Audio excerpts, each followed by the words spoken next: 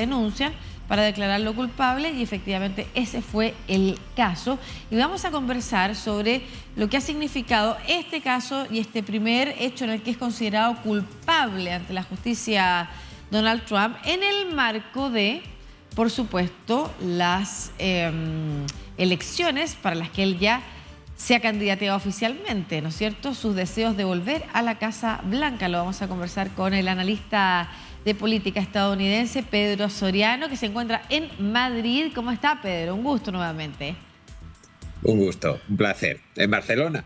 En Barcelona, en Barcelona. ¿Es la misma hora o no que en Madrid, las 13:34 en Barcelona? Es la misma hora. Perfecto. Eso sí, ya, la hora es la misma. Le estamos interrumpiendo su mediodía, pero le agradecemos como siempre su disposición a conversar con toda Latinoamérica a través de DNews sobre política norteamericana y el análisis que se puede hacer de este primer caso y de qué manera impacta y sobre quiénes impacta, que es relevante también hacer esa distinción. Una cosa es lo que sucede con los votantes republicanos, tradicionales votantes de Trump, y otra cosa es lo que podría suceder con mira a unas elecciones en las que el voto independiente es el que está marcando las tendencias. Sí, esa es la distinción más importante que hay que hacer en este caso. Por una parte, el electorado republicano, cada vez que se publica una noticia de esta índole sobre Donald Trump, cierra filas. Cierra filas, de hecho, cada vez que tenemos una encuesta posterior a una acusación o, como en este caso, a una condena, acabamos comprobando que más republicanos apoyan a Trump. Pero claro, el impacto que eso tenga en el electorado en general es muy distinto. Con lo cual podemos acabar encontrándonos con que todo este rosario de noticias sobre condenas y acusaciones a Donald Trump le hace cada vez más favorito para ganar la nominación republicana y menos favorito para ganar las elecciones presidenciales. Eso es bien importante porque una cosa es entre qué perfil de republicanos crece Donald Trump y qué republicanos quisieran que Donald Trump quedara fuera de la carrera, lo que se hace complicado porque quienes participan prioritariamente de las primarias presidenciales en los distintos estados por sus sistemas electorales son precisamente los militantes más radicalizados. Sí.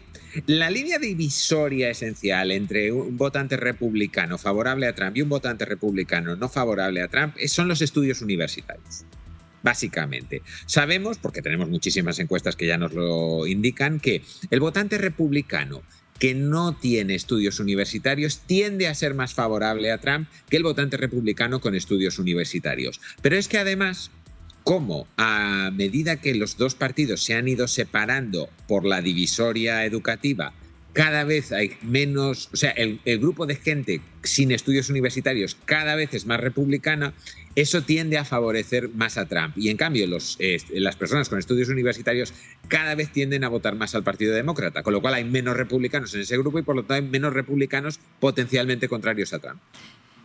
Ya, perfecto, pero para los republicanos que están pensando, y no estoy refiriéndome a ese grupo radicalizado de republicanos que está en el Congreso, por ejemplo, en la Cámara de Representantes, y que actúa en contra incluso de sus propios partidarios, ¿no es cierto?, de la propia bancada republicana, que tiende a seguir un poquito más las conversaciones y negociaciones propias de la política. Estamos hablando de un grupo especial que lo componen 6, no más probablemente, de republicanos en la Casa de Representantes, pero que sí provocan desorden, sí fueron los que impidieron la selección de McCarthy como, por ejemplo, como vocero y representante de la Casa Blanca, un speaker que además era de los republicanos, pero que no les daba el triunfo, y eso estuvo 3 días dilatando precisamente la posibilidad de seguir haciendo política, que era lo que se les reclamaba, ¿no es cierto? Estos republicanos lo que hacen es impedir que las instituciones sigan funcionando.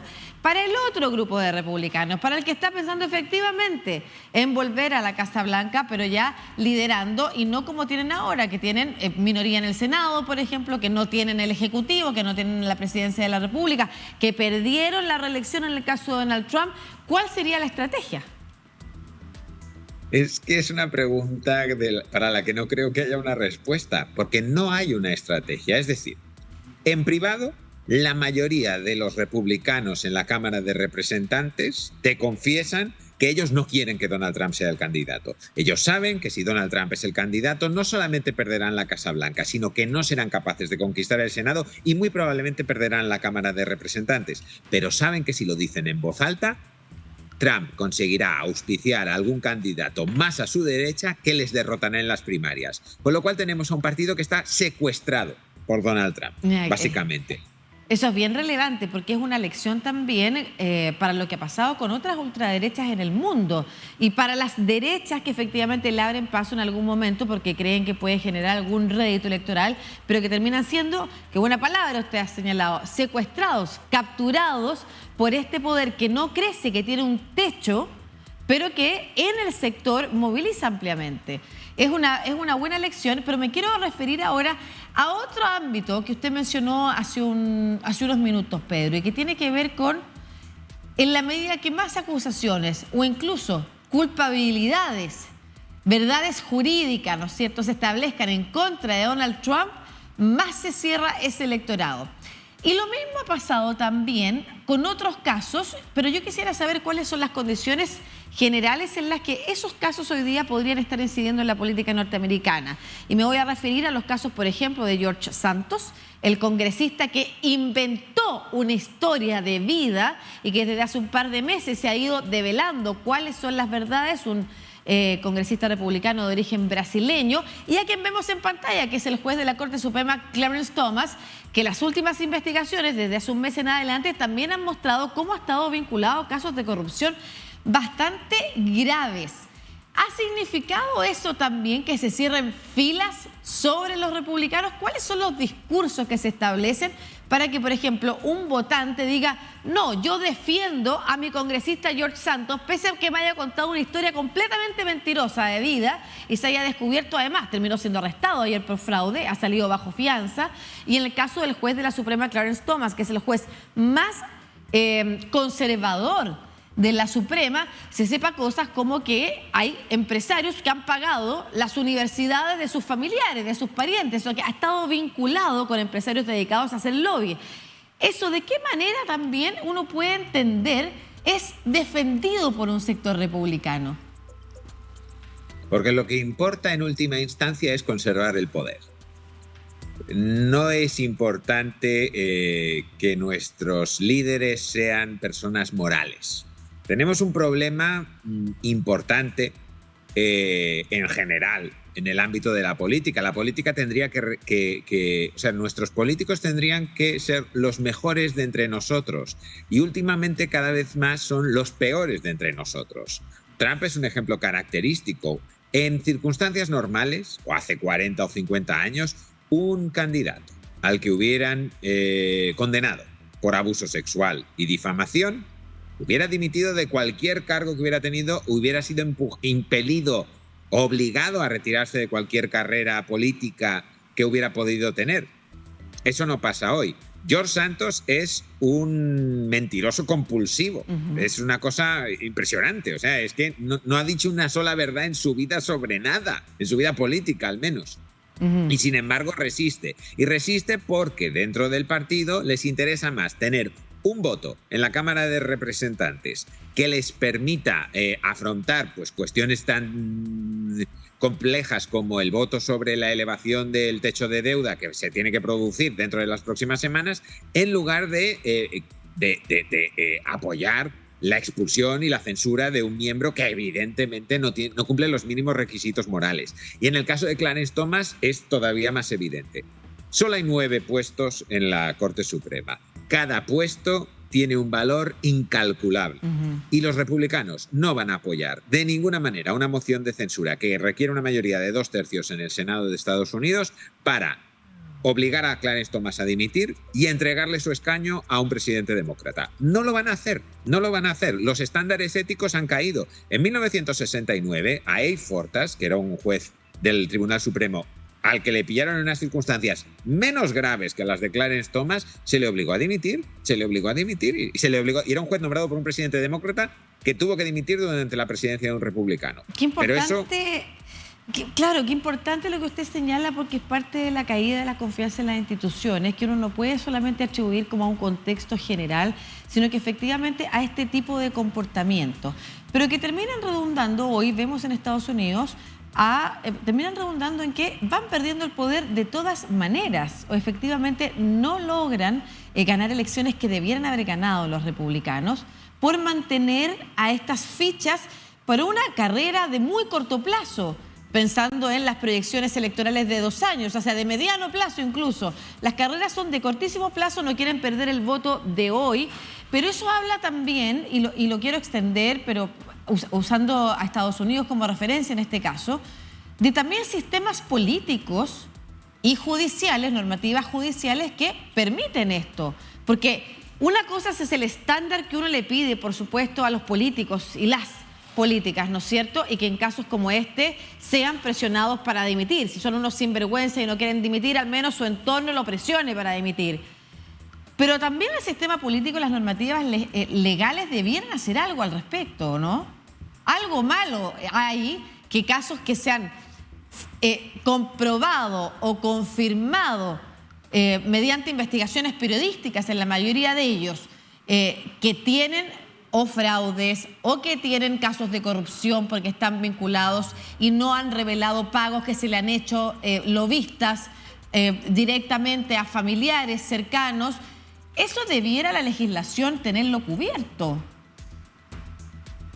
Sí, pero insisto, el problema no es tanto que la legislación lo tenga cubierto, sino que no hay una voluntad política para obrar así. Una de las influencias más corruptoras de Trump en el sistema político estadounidense es que, a ver cómo lo digo, Trump tiene un superpoder, vamos a decirlo así, que es completamente inmune a la verdad. Le da exactamente igual. Ayer tuvo un encuentro, una especie de medio entrevista, medio encuentro con votantes en la CNN y prácticamente no dijo una sola verdad durante la hora y media, 2 horas que duró el evento. O sea, empezó mintiendo y siguió mintiendo y además le daba igual que la periodista le señalara las mentiras que estaba diciendo. Él a lo que iba era atacar a la periodista, conseguir el aplauso del público.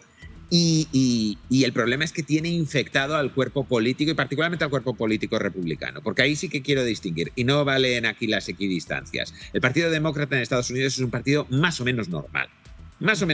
Tiene sus defectos como todos los partidos políticos, pero el Partido Republicano ahora mismo tiene una crisis de valores éticos y morales gravísima. Y estos 3 ejemplos de los que estamos hablando, su principal candidato a la presidencia, un congresista que en circunstancias normales hubiera tenido que ser expulsado del Congreso a los 5 minutos de entrar, y un juez de la Corte Suprema con un cargo vitalicio que ha recibido regalos y transportes y vuelos por valor de cientos de miles de dólares durante los últimos 20 años y que no puede ser obligado a dimitir porque además está en una institución que que no tiene ni siquiera un código ético propio que la regule. O sea, es como una especie de reino de 9 jueces.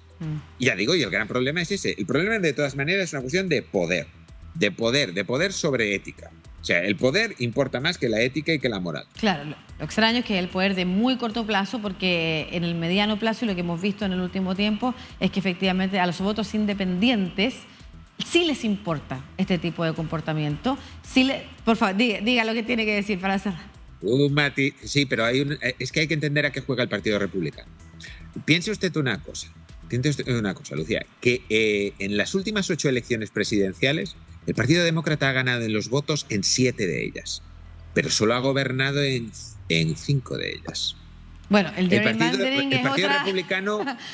Partido Republicano juega con una ventaja importante, que es que el colegio electoral es contramayoritario.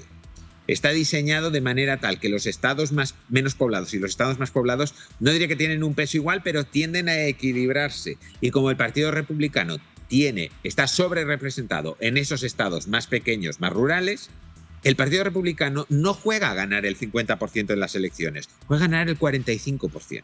Claro. Con eso cree que gana. Pero en esos estados especiales, y por eso otras discusiones como la que se estaba dando en Wisconsin y otros lugares donde efectivamente en los cuerpos o las instituciones locales, estatales, se juega efectivamente, por ejemplo, la redistribución de los distritos y cómo eso podría inclinar la balanza todavía más a favor del Partido Republicano. También nos habla de la falta de sentimiento democrático, de creencia en la democracia efectivamente como un valor. Y bueno, después no nos sorprendamos de los ciudadanos y de las sociedades violentas o cómo se comportan también si tenemos a este tipo de políticos dando la tónica. Muchas gracias, Pedro Soriano, por esta conversación que nos invita mucho más allá de Donald Trump a reflexionar también sobre lo que les exigimos y sobre a quiénes llevamos, cuando somos partido político, al poder si queremos una sociedad que conviva en paz social. Bueno, abogado y colaborador para el diario El País de España, analista de la política de Estados Unidos desde Barcelona. Muchas gracias, Pedro Soriano, como siempre, por una conversación tan interesante. Que esté muy bien. Un placer, como siempre. Muchas gracias, Lucía.